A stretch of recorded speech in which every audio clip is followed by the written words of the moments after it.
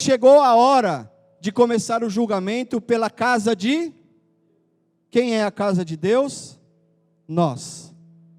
E se começa primeiro conosco, qual será o fim daqueles que não obedecem ao Evangelho de Deus?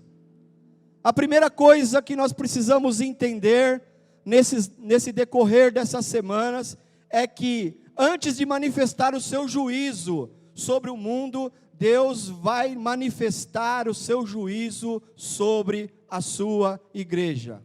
E Ele deixou isso claro nas cartas das igrejas da Ásia. Essas 7 igrejas não são 7 períodos distintos da igreja, como muitas pessoas ensinam. Pois em cada período da igreja, a realidade das 7 igrejas esteve presente, e nós vemos sinais delas. Não são distintos. Essas cartas, elas são atuais, porque se você estudar cada uma delas, você vai ver que todos esses sinais se repetem em tempos. A igreja sempre está cometendo os mesmos erros.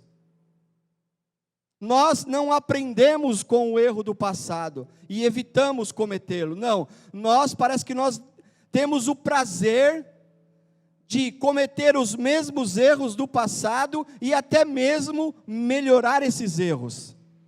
Por isso as 7 cartas do Apocalipse, elas são 7 cartas atuais. Todas as cartas têm basicamente a mesma estrutura: apresentação, apreciação, reprovação e promessas. Então você vai ver em todas as cartas: apresentação, apreciação, reprovação e promessas. 2 igrejas só receberam elogios. Só elogios, Esmirna e Filadélfia. 4 igrejas receberam elogios e críticas: Éfeso, Pérgamo, Tiatira e Sardes. E só uma recebeu só críticas: Laodiceia, a igreja do nem és quente, nem frio, porque és morno, eu vou vomitá-lo. 6º, para todas as igrejas, ouçam bem, para todas as igrejas, há um refrão: quem tem ouvidos, ouça o que o Espírito diz às igrejas.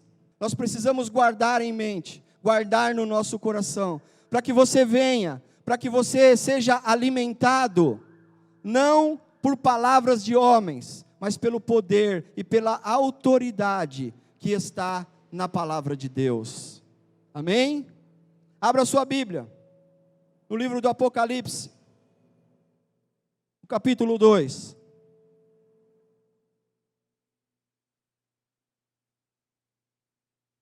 Nós vamos ler do verso 1 ao verso 7. Eu vou ler por ali porque está mais fácil. Todos acharam?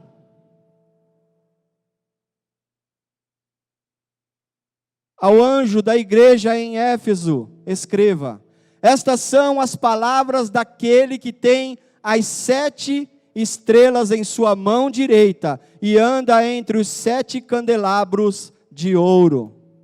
Conheço as suas obras, o seu trabalho árduo e a sua perseverança. Sei que você não pode tolerar homens maus, que pôs à prova os que dizem ser apóstolos, mas não são, e descobriu que eles eram impostores. Você tem perseverado e suportado sofrimentos por causa do meu nome, e não tem desfalecido. Contra você, porém, tenho isso: você abandonou o seu primeiro amor. Lembre-se de onde caiu, arrependa-se e pratique as obras que praticava no princípio. Se não se arrepender, virei a você, tirarei o seu candelabro do lugar dele. Mas há uma coisa a seu favor: você odeia a prática dos nicolaítas, como eu também as odeio.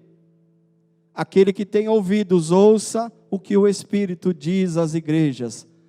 Ao vencedor darei o direito de comer da árvore da vida, que está no paraíso de Deus. Amém. A carta de Jesus à igreja de Éfeso é uma carta para a nossa igreja, para a igreja atual, para a igreja odierna, para a igreja de hoje.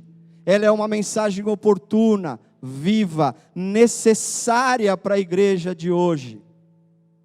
A situação histórica da igreja de Éfeso era terrível, era terrível. Eles haviam deixado o primeiro amor. Demonstra o que? Essa situação espiritual que assola hoje as nossas igrejas. Pouco se entende do que é o derramar do Espírito Santo. Pouco se entende o que é sentir a presença de Deus. Muitas vezes eu fico olhando certas coisas e eu vejo as pessoas falando, mas eu senti um arrepio. Eu acho que eu senti a presença de Deus. Se nós sentirmos a presença de Deus, o derramar da glória de Deus, não conseguiremos ficar de pé. Nós sentimos um pouquinho da presença de Deus, por conta da nossa situação espiritual, da igreja de hoje, por causa da nossa fraqueza espiritual. Nós estamos sofrendo de um raquitismo espiritual. Precisamos tomar algumas vitaminas. E essa vitamina se chama Jesus Cristo, Espírito Santo, Deus Pai, Deus Filho, Deus Espírito Santo. Precisamos mergulhar na presença de Deus. A igreja de Éfeso era conhecida como a igreja mãe da Ásia. Ela é a primeira das 7 igrejas que recebe uma carta. Olha só como era a cidade de Éfeso. Era uma cidade rica e muito importante da província romana na Ásia Menor. Em Éfeso ficava o maior porto da cidade, do mundo. Era considerada a entrada do mundo, a entrada principal do mundo. Éfeso era o centro da religião pagã, onde havia o culto ao imperador romano, onde havia o templo de Diana, uma das 7 maravilhas do mundo.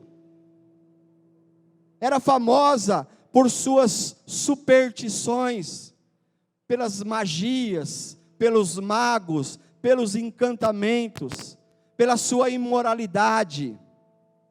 O templo de Diana tinha centenas e centenas de prostitutas cultuais. E é nesse contexto que está situada a igreja de Éfeso. E é nesse contexto em que nós estamos situados. Não é muito diferente. Prostituição, paganismo, cultos a outros deuses. E nós estamos enraizados nesse meio. Nós somos como pequenas ilhas. Sabe o que é ilha? Uma porção de terra cercada de água por todos os lados. A igreja é uma pequena ilha, cercada de pecado, de corrupção, de imoralidade por todos os lados. É assim que era a igreja de Éfeso. Por isso a mensagem de Jesus é a mensagem de Jesus para a nossa igreja. Não é só para a igreja de Éfeso. Porque a nossa sociedade é o retrato da cidade de Éfeso. É o retrato das cidades da Ásia. Os problemas que aquela igreja enfrentou são os mesmos problemas que nós enfrentamos hoje. Como uma igreja pode ser dinâmica no trabalho de Deus num tempo de apatia? Olha o desafio de Éfeso. Um tempo de apatia espiritual, um tempo de imoralidade. Como ela poderia ser dinâmica? Como nós podemos ser dinâmicos no trabalho a Deus num tempo de apatia? E quando eu falo de apatia, eu falo da nossa apatia, do nosso sossego, da nossa indiferença no trabalho de Deus, no trabalho para o reino de Deus. São poucas as pessoas que verdadeiramente se envolvem nos trabalhos da igreja. São pouquíssimas as pessoas. Como disse a pastora no domingo, existe muita inconstância dentro da igreja. Muitas pessoas começam o trabalho, param pela metade, abandonam aquele trabalho, porque se cansam. Há muita apatia. Faça um retrato da sua vida como igreja de Deus. Vê se a apatia já não tomou conta da sua vida.